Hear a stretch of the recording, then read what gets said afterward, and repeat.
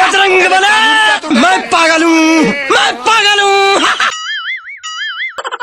मेरे साथ अन्याय हुआ है।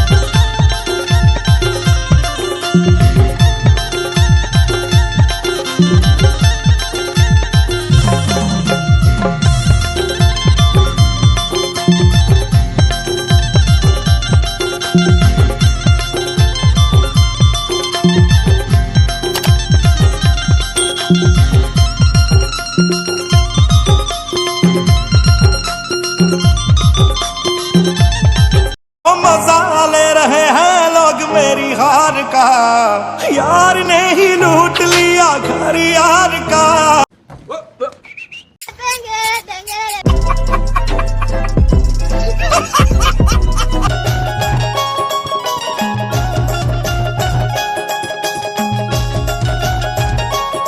हो मजा ले रहे हैं लोग मेरी हार का।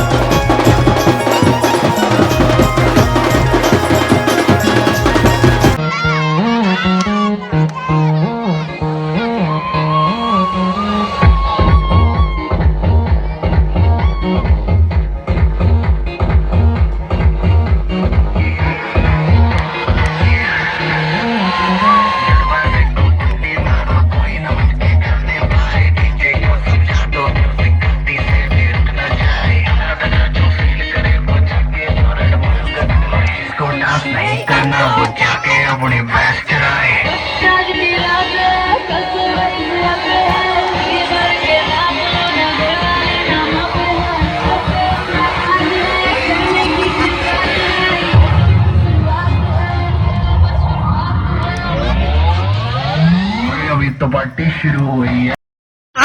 अबे साले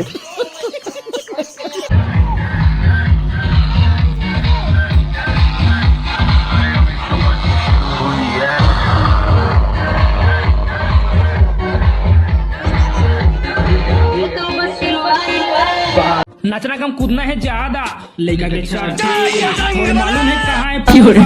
दारू भाती देखी क्या लड़का झूलावे हो गुड्डू के मोसी ते फूफा समाज कूद दिसला दी ब्रो लड़का के छाती ब्रो डिग डिगा डिग डिगाओ मोतीस लड़का काय करो कुर्ता होगे चोरो बोरो लड़का के छाती ब्रो दादी नानी लड़का धरो लेवा तुम्हें हक कल्टी वो। इसी के साथ आज की मजदूरी यहीं खत्म करते हैं। अगर तुम्हें वीडियो पसंद आई तो लाइक मारो यार, मुझे नहीं पता मुझे